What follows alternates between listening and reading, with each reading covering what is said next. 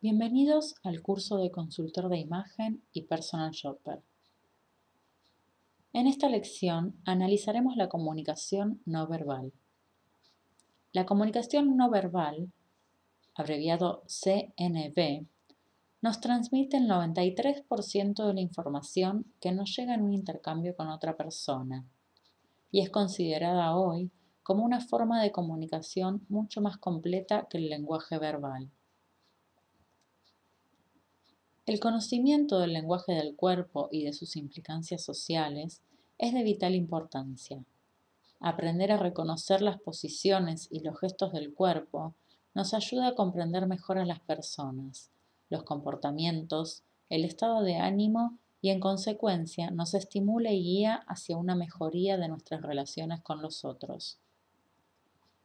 Al mismo tiempo, nos permitirá ayudar a nuestro cliente a controlar mejor su comunicación, obteniendo mayor éxito en público y alcanzando una mayor satisfacción consigo mismo. Gesticular con las manos, sonreír, ruborizarse, elegir permanecer en grupo o solo, pero también cómo nos vestimos y el lugar en el que elegimos sentarnos en la mesa representan un tipo de comunicación capaz de dejar entrever qué es lo que una persona piensa realmente. Durante un discurso, de hecho, la mayor parte de la información que nos llega deriva no de las palabras, sino del tono de voz y el del lenguaje del cuerpo.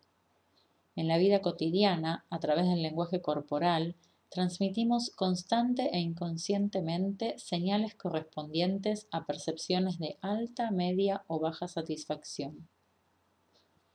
Por ejemplo, cuando nos sentimos bien con nosotros mismos, nuestros cuerpos estarán fisiológicamente predispuestos a enviar señales positivas y de apertura.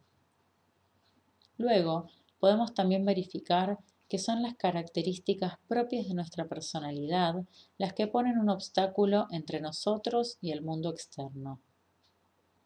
Por ejemplo, esto sucede a menudo con personas particularmente tímidas, que son juzgadas como distintas a aquello que son realmente, basándose en las señales de aislamiento que transmiten al otro con una escasa capacidad comunicativa. Nuestro cuerpo entonces habla, y esto sucede no solo con la mímica facial o corporal o con los gestos. El cuerpo habla a través de la piel, la temperatura, el sudor, la saliva, la respiración y el aumento o disminución de la presión sanguínea, el ritmo de los latidos, las señales de fastidio o de cansancio, la postura que se asume en las diversas situaciones o la ubicación de los depósitos de grasa en los diversos puntos del cuerpo, índices de comportamientos quizás crónicos de un individuo. La comunicación humana está caracterizada por una compleja serie de factores y funciones, pero las principales pueden esquematizarse como a continuación. La función informativa, cuando se comunica para transmitir o solicitar información o noticias. La función expresiva, es decir, la comunicación que manifiesta estados de ánimo. La función instrumental, cuando se comunica para obtener algo de una persona. La función de contacto social, aquello que se comunica para socializar y establecer un contacto.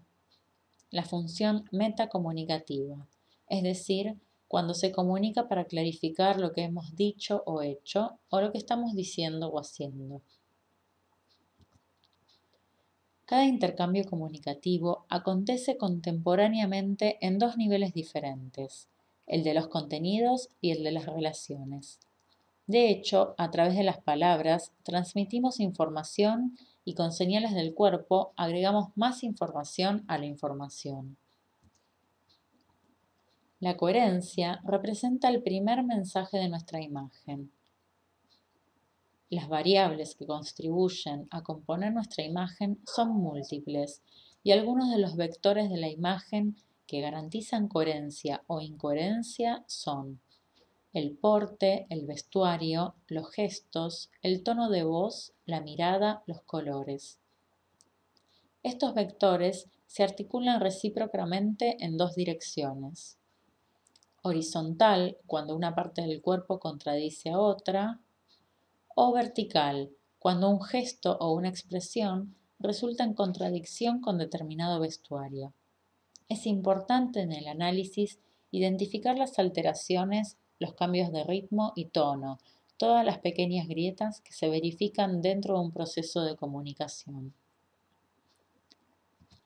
Cada cuerpo se ubica en el espacio apropiándose de una parte de éste y asumiendo en el movimiento una determinada posición y orientación, que lo relaciona con los otros individuos. Con el término proxémica, ciencia surgida a finales de los años 60, se define justamente esta área de investigación y estudio. La necesidad de contacto físico es una exigencia fundamental de cada individuo, a cualquier edad.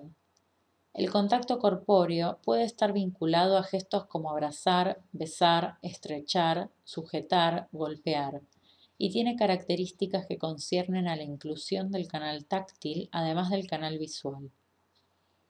Las dos formas que representan al contacto corpóreo se distinguen en forma activa y forma pasiva. Cada una de estas formas es capaz de expresar parcialmente el nivel de intimidad establecido en un contacto físico entre dos personas, los comportamientos que poseen entre ellas y sus relaciones de estatus. A continuación, la clasificación de las categorías del contacto corporal: funcional profesional, social, amigable, íntimo afectuoso e íntimo sexual. Otro tipo de contacto físico que posee relevancia en el proceso de transformación de las señales relacionadas con la comunicación no verbal es el llamado autocontacto, es decir, el contacto dirigido hacia uno mismo. Si apoyamos los guantes sobre la mano, nos tocamos el cabello, cruzamos los dedos, cruzamos los brazos, transmitimos a través del contacto físico con nuestro propio cuerpo sensaciones de cansancio, estrés o confort.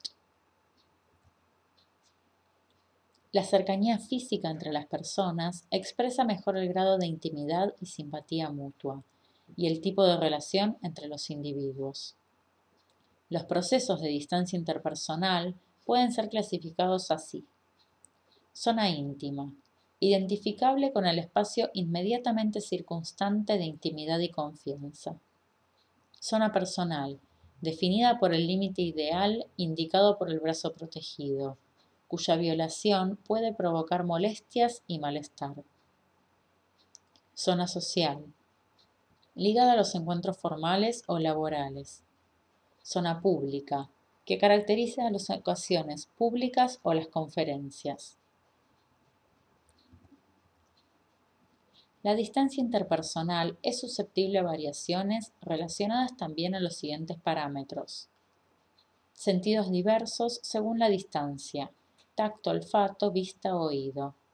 El contexto es relevante. De hecho, en público se reduce la distancia entre los interlocutores. En general, las personas tienden a permanecer cercanas o a acercarse a aquellas por las cuales prueban atracción y simpatía. La distancia entre los individuos está definida también por el ángulo según el cual se sitúan en el espacio, o sea, por la orientación del cuerpo. Disponerse lado a lado es un comportamiento que revela cierto grado de intimidad o de amistad entre personas. En cambio, la disposición frontal es preferible en las situaciones más formales, como las relaciones laborales. Analicemos el ángulo con el cual las personas se sitúan en el espacio. Este puede ser cara a cara, de lado, con ángulo variable entre los 45 grados y los 180 grados, más arriba, más abajo. Nuestro cuerpo puede asumir diversas posturas relacionadas con la posición de la cabeza, del tronco, de los brazos o de las piernas. Podemos atribuir a cada postura un significado decodificable. La postura del cuerpo es menos controlable que el tono de voz y la mímica, e indica la intensidad y la tipología de la emoción sentida. Veamos ahora algunos significados. Cruzar las piernas indica relajación. La posición fetal indica dificultad. Arrodillarse representa reconocer la autoridad. La cabeza en alto indica seguridad. La cabeza hacia arriba indica superioridad, presunción, agresividad. La cabeza baja y el endurecimiento de las mandíbulas indican agresividad. La cabeza agachada indica defensa. La información más importante surgirá de reacciones visibles inconscientes, reducibles a factores fundamentales que deben ser evaluados entre ellos, para poder juzgar la sinceridad de una persona y sus propósitos frente a nosotros. Analicemos entonces las claves de lectura del cuerpo, cuyo conocimiento permite reconocer la incoherencia entre lenguaje verbal y no verbal, y recoger los elementos que podrían comprometer la comunicación. El rostro y sus transformaciones, el color de la piel, el tono muscular, los cambios del labio superior, la respiración, la amplitud de los movimientos de los brazos, los movimientos de las piernas, los movimientos de las manos y de los dedos, el autocontacto, la mirada, la inclinación de la cabeza, la sonrisa.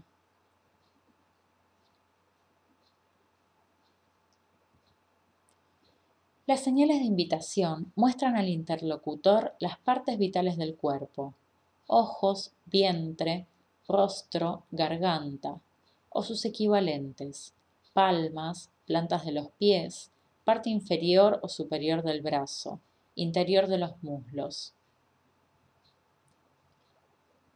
En el rostro, el centro del placer es la boca.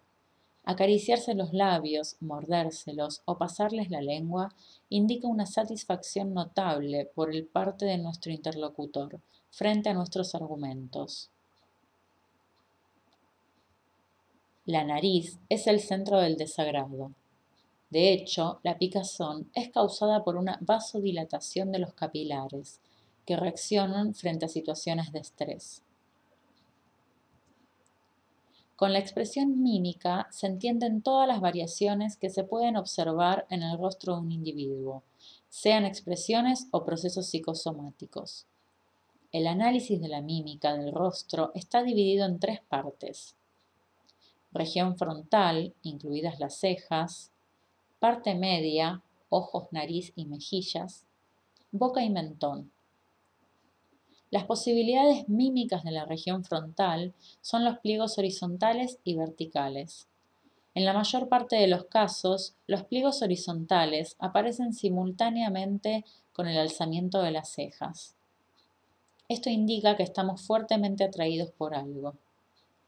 Esta intensa atención puede ser debida a diversas emociones como espanto, ansia o sorpresa. Los pliegos verticales, en cambio, indican que toda la atención está concentrada intensamente sobre una cosa. La mirada es reveladora e influyente. Si está vacía, anula el carisma. Si está presente, anima al auditorio. De su luminosidad se evalúa nuestra convicción, dado que está directamente relacionada con nuestras emociones. Veamos los diversos significados que puede tener la mirada. Evitarla indica malestar. Alejarla indica una mentira. Y bajarla puede indicar sumisión o culpa. En la comunicación no verbal, la mirada da un feedback al emisor, clarifica al receptor el contenido, indica cómo ha sido comprendida una idea o regula los turnos de la conversación. En la próxima lección, analizaremos el mercado de la moda y la psicología del consumo.